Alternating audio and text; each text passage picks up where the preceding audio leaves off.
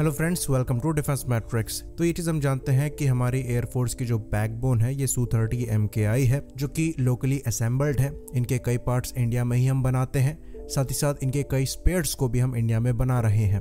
और रशिया और यूक्रेन के कॉन्फ्लिक्ट के साथ साथ हमने गोल रखा है इस प्लेटफॉर्म को और भी ज़्यादा इंडिजनाइज करने का, क्योंकि स्पेयर्स को लेकर हमें इशू हो सकता है और उस इशू को काउंटर करने के लिए हम इंडिजिनस सॉल्यूशन की तरफ ही निकल रहे हैं। और हम जिस डायरेक्शन में जा रहे हैं उसको देखकर ऐसा लगता है कि इन प्लेटफॉर्म को लेकर फ्यूचर में हम रशिया पर अपनी डिपेंडेबिलिटी को ख़त्म कर पाएंगे, जिसका एक उदाहरण Su-30 MKI का अपग्रेड प्लान है, जो कि बिना रशिया की मदद के इंडिजिनसली ही परफॉर्म किया जाएगा। साथ ही साथ कुछ न्यूज़ इंजन्स को लेकर भी हैं, जिसके अंतर्गत इनके जो AL-31 इंजन है इनको भी हम ज़्यादा से ज़्यादा इंडिजनाइज करने की कोशिश कर रहे हैं, ताकि इनके लिए भी हम रशिया पर डिपेंडेंट ना रहें। तो ये जो आत्मनिर्भरता हम इन प्लेटफॉर्म के साथ अचीव करने की कोशिश कर रहे हैं, ये हमारे लिए तो बेनिफिशियल होगा ही, साथ ही साथ HAL के लिए भी बेनिफिशियल होने वाला है। क्योंकि कुछ रिपोर्ट्स आ रही हैं जहां पर ऐसा बताया जा रहा है कि कई कंट्रीज जो Su-30 MKI के वेरिएंट्स को ऑपरेट करती हैं, ये अब इंडिया से कांटेक्ट कर रही हैं अपने प्लेटफॉर्म की मेंटेनेंस के लिए।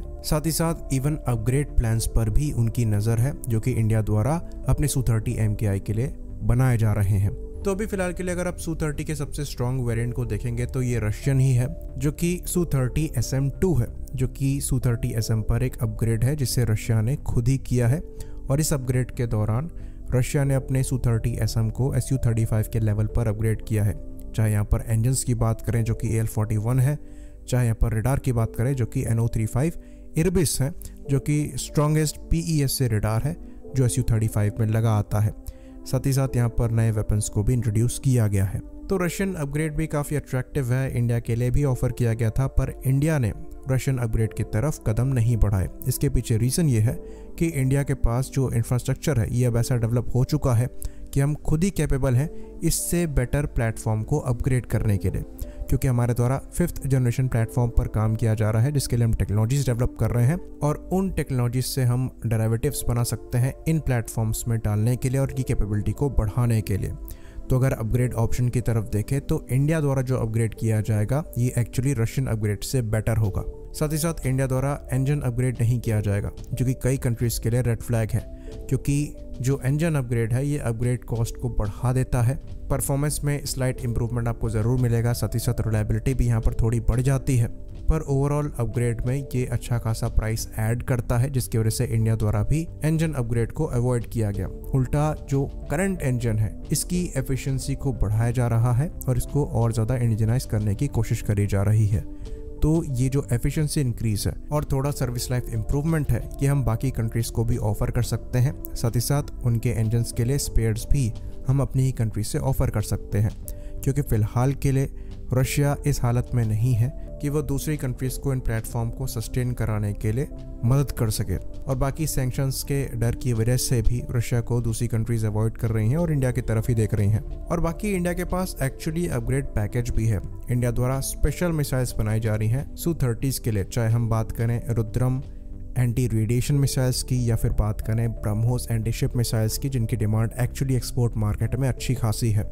साथ ही साथ हम रशिया के मुकाबले काफ़ी कम प्राइस में ये अपग्रेड परफॉर्म करने में सक्षम है। साथ ही साथ पूरा इंडिजिनस वेपन पैकेज हमारे द्वारा डेवलप किया जा रहा है, जिसके अंतर्गत हम long range air to air missiles को डेवलप कर रहे हैं, जो कि करंट रशियन PVR मिसाइल्स से ज़्यादा कैपेबल हैं। तो जिस हिसाब से चीज़ें जा रही हैं, ऐसा लगता है कि रशिया का जो सपोर्ट प्रोग्राम है Su-30 को लेकर, जिसके अंतर्गत अपग्रेड और मेंटेनेंस जैसी एक्टिविटीज़ इंक्लूडेड है, उसको इंडिया द्वारा हाईजैक किया जा सकता है। और इसके पीछे जो बड़ा रीज़न है ये रशिया की इनएफिशिएंसी होगी प्रॉपर अपग्रेड पैकेज निकालने की, साथ ही साथ वॉर की वजह से सपोर्ट प्रोवाइड कराने की। इंडिया द्वारा पहले से ही Su-30 को अपग्रेड किया जा रहा है, जिसके अंतर्गत हमने digital radar warning receiver include कर रखा है।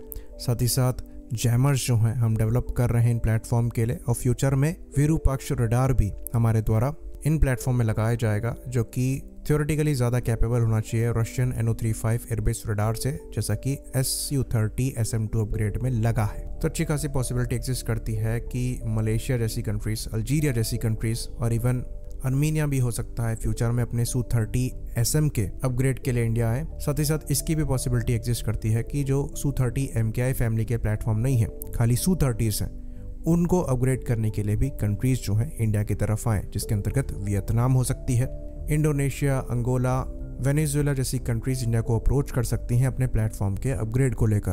तो यहाँ पर एक्चुअली बहुत अच्छी पॉसिबिलिटी है कि इंडिया Su-30 सपोर्ट और अपग्रेड प्रोग्राम को हाईजैक कर सकता है रशिया से। आई होप इन्फॉर्मेशन क्लियर रही हो। इसी बात पर इस वीडियो को हम ख़त्म करेंगे। लाइक करिए, सब्सक्राइब करिए। जय हिंद।